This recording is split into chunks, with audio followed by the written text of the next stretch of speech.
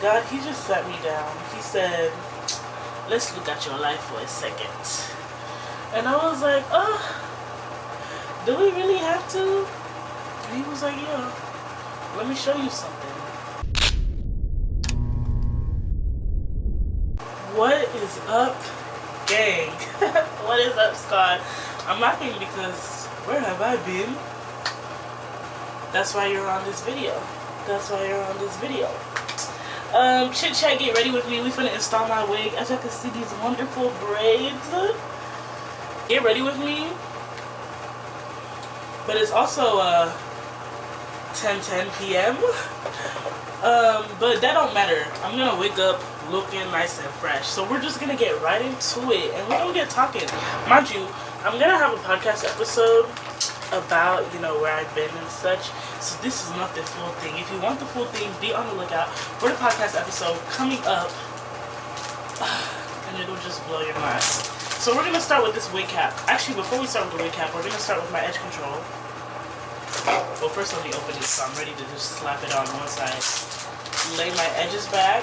Actually, this is not a tutorial. Like, the way I put my wigs on is really just the way Armel puts her wigs on. Like, I am not no expert. Like, I do what works for me, and you might look at me and be like, I don't see the YouTubers do that. Yeah, you probably don't. Because I have my own technique and my own doing and my own, I'm forgetting something. Hold on. My own technique, my own way, and essentially I do it like the people. Mind you, my mirror's right here, so if I'm looking here, don't be like, oh, what is she doing? But you know, yeah. So it has been exactly what? February, March, April, May, June, July, August, September, October, November. 10 months. A 10-month sabbatical? Ain't that crazy? You know what? I probably should have oiled my edges first. Not even sabbatical. This is like God, he just sat me down. He said, let's look at your life for a second. And I was like, do we really have to? And he was like, yeah, let me show you something. And he did exactly that. He showed me who I was, what I need to be doing, how to go about this podcast. And it's funny because I had released an episode about how I was going to go about the podcast, like vision, mission, all of that. And I had to delete it because it was not aligning with what God had planned for me. And one thing God has been teaching me right now is stop making plans without me. Because, girl, I don't know why I'm saying girl as if I'm talking to, but I'm a planner. Like, one thing I'm gonna do, if I don't do anything, is plan. So the fact that he had to like burst my bubble and be like, stop planning, I was like, but why? I want to be prepared, this, that, and the third. And he was like, I will prepare you. So it's just been a season of pruning and refining and purifying and heavy on the purifying, God. But basically just fixing me so I could come back better for y'all. And I'm honestly so grateful because God is just so intentional. Like, honestly, who knows where this podcast would be if I was disobedient and just throwing rubbish out there. Y'all would be calling me false prophet, false teacher. Ooh, it's cold. Yeah, my God, he's good. But yeah, God has been showing me who my true friends are, who my true community is, what else? How to lean on him better, how to pray better, how to lead better, because I've been placed in leadership positions that I never believed I would be, or not never believed, but because I believe in myself, but I never really thought as far as, being president of a Christian org on campus. Like, no, that was never, I never came to school with that in mind. President of ASA? Oh, of course. I was like, yeah, we gonna get there someday. But president of a Christian org? Like, who would have thought? Me? At Memphis, Tennessee? How? Not even how. Let me not say that, because that makes me sound like invalid. But yeah, valid. I just wasn't thinking that far for myself. So I just thank God for showing me, like, yes, you. I'm gonna try something new, and I'm gonna try to ban this on the cap.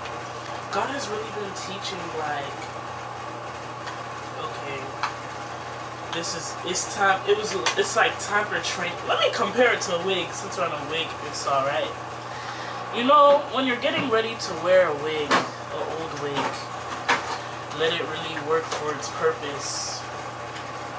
You're gonna wash it, right? When you wash it, you're gonna boil some water, right? The real wig OGs know how to do this. You're gonna boil some water. You're gonna put some Dawn soap on there. And then, is that too much? Or in that boiling water. And in that boiling water, you're gonna place your wig in there. The wig is going to sit in that hot water. You can't even touch that hot water when the wig is in there because of how boiling steaming hot it is. But that water and that soap is going to remove the glue from the lace so that you may reuse the lace. You know what I mean? After you do that, now the cleaning is not done. You still have to shampoo the wig. So you're going to take it out that boiling water, you're going to take it to a tub or a bucket or whatever it is you use, and you're going to place that wig in the bucket or in the tub and start shampooing it and start washing it. When you wash it, all the dirt, not even dirt, product, or it didn't look like dirt to you whenever you're putting it on, but when it sat in the wig, for all those days it had sat in it, even if it was just a week, it turned into dirt in that wig. So your water will be brown. You can't finish the cleaning process until that wig has come out and the water is clear. Clear, like no product left behind, no nothing left behind. That's when you know you have done the job. And not gonna lie, that's what God did with my life.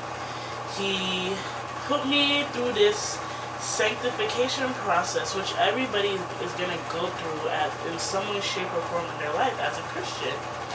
And He cleansed me, He purified me, He refined me, He isolated me with Him. You know what I mean? Because I wasn't in San Marcos with the rest of my friends who stayed here. Like, He took me back home. Back to where I had basically nobody. Like, yes, I had my old friends, but where was I telling them my business and my life struggles? No. So yeah, isolate me so that me and Him can talk and commune. So you take the wig out. Now the wig looks a little deformed. So you gotta start brushing. You can either air dry, where you just let it sit and do its job, or you can blow dry it, or you can put it in a towel. There's so many ways you can dry. For me, I place this wig in a towel and let it air dry in the towel,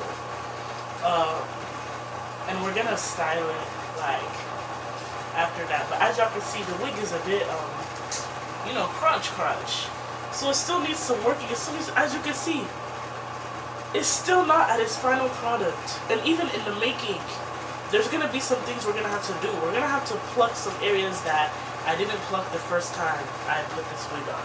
We're going to have to, what should we call it?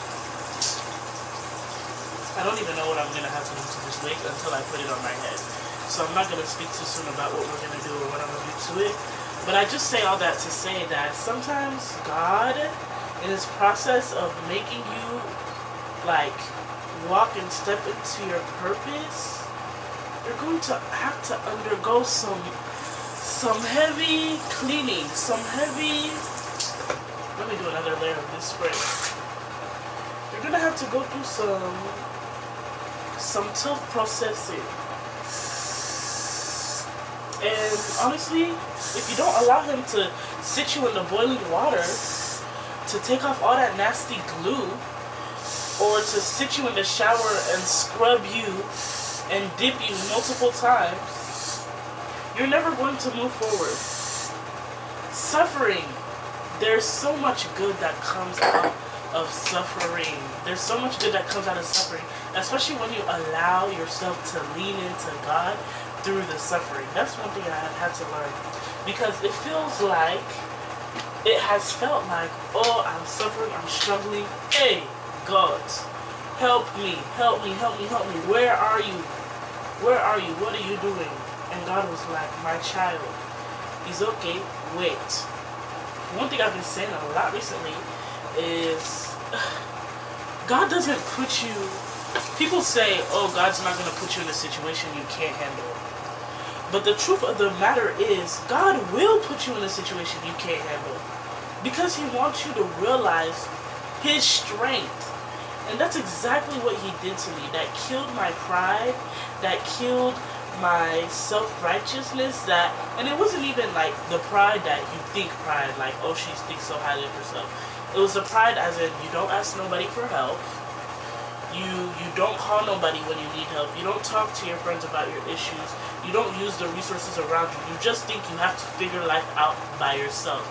If that's you, you might be struggling with something that I struggle with, which is pride. And it will be a good time to ask God for deliverance. But God had to show me, yes, you cannot handle this, which is why you need me to handle the situation. And I was like, alright, man, I hear you. So it's like, yeah, God is going to put you in a situation you can't handle. And are you going to fold and die in the midst of that situation because you can't handle it?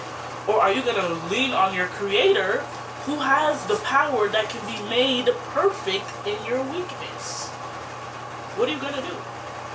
So I had to say, Armel, what are you going to do?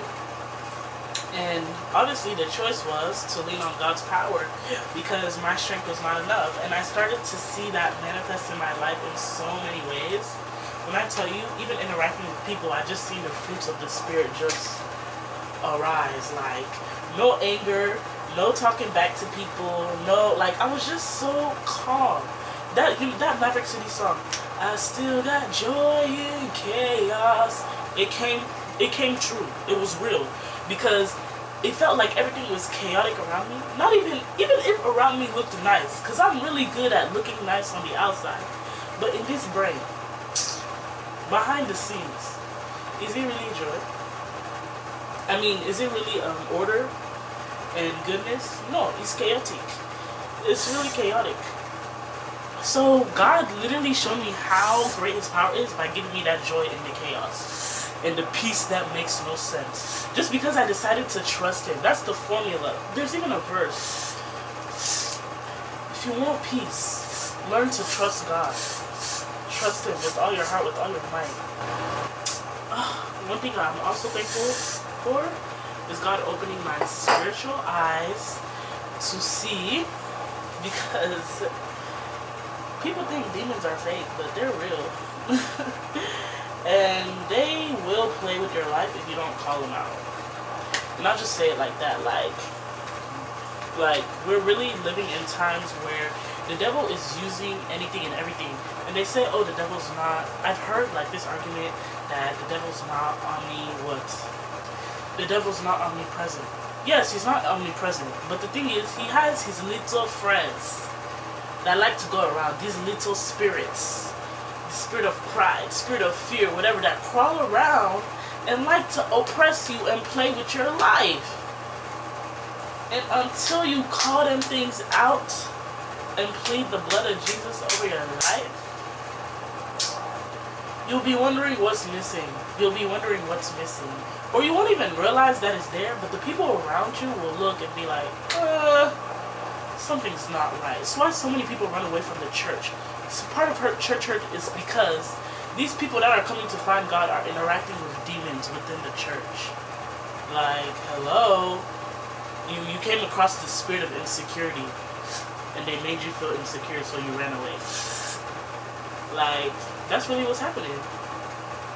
And nobody's calling them out because everybody's ignorant. But Hosea 4:6 says, my people die due to lack of knowledge.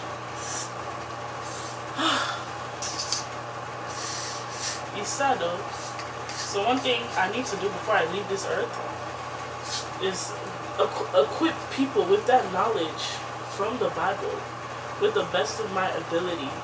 And that's what the podcast is for, not gonna lie. Like, I don't know why I said not gonna lie like that, but that is what the podcast is for. To equip people with that knowledge that's lacking on God's purpose for your life. Because God really loves you. That's another thing. God has really been showing me that He really loves me.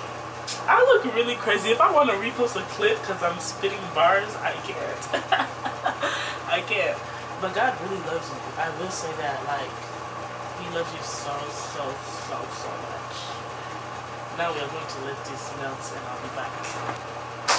Okay, so it is 11:04. Can y'all see that? And I just finished the podcast. Meaning that this took me almost an hour. Can you imagine?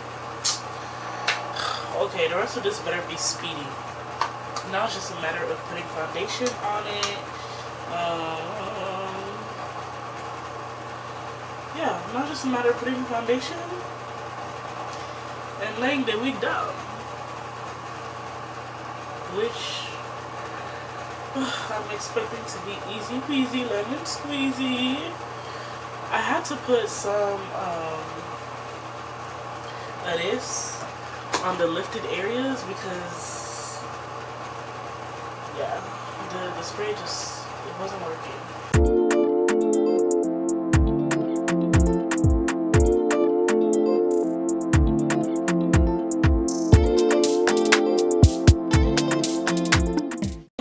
Saying, I'm so glad, I'm so happy to be back on the podcast. I can't wait to show out what we have going on, what I have going on. And I have cooking, what I got cooking, because he's not to be slept on. He's not to be slept on at all. Do I look bald?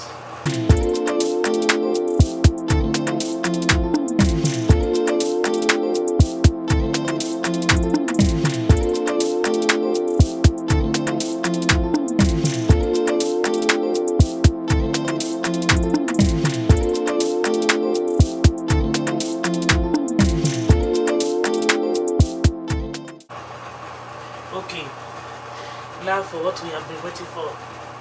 Ghost Bond. And we're just gonna put this along the perimeter. Oh, I do pray that this wig does not itch my head, bruh. Because this days that I put on the wig and on day 2 I'm ready to take it off. So it is now tacky. It is now tacky, so I'm going to put the wig on. I'm gonna put the wig on. And I'm gonna be very, very careful and particular. First, I'm gonna clip the back so that I know that it's added to like what it's gonna fit, like how it's gonna fit normal.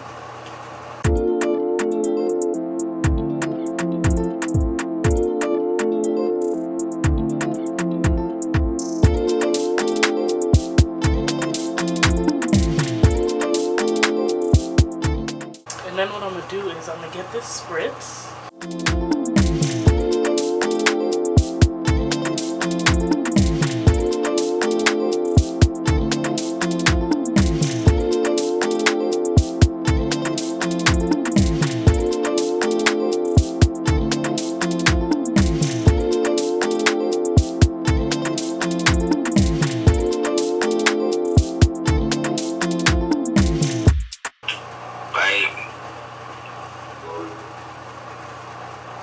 guys, I got a FaceTime call, so I forgot to show the process.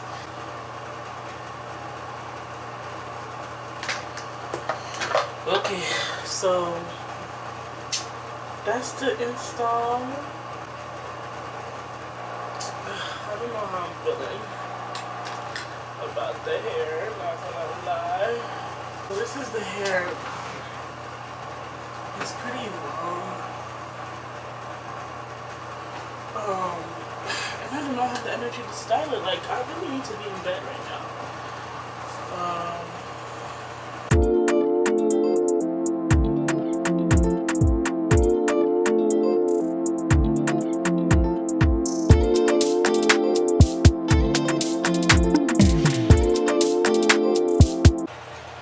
Anyways, as y'all can see, the install is done. I'm so glad that y'all sat with me to get ready or whatever.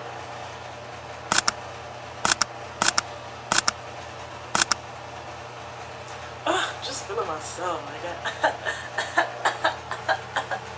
I ate down. It's really that season, that winter season, to be wearing bust downs. Honestly, I don't think, like, yes, this wig is gonna last, but for me to maintain it this long, I'm about to just buy the same wig, but a 4x4, because it'll be easier for me to just ooh and call it a day instead of having if you see my ear, just nonsense. So we're only gonna look at this, and we're not gonna look at the sides. And yeah, now to clean my bathroom, go to bed, and make sure I wake up on time for my 11 a.m. tomorrow, which I think is easy peasy. I don't think it's a problem. And yeah.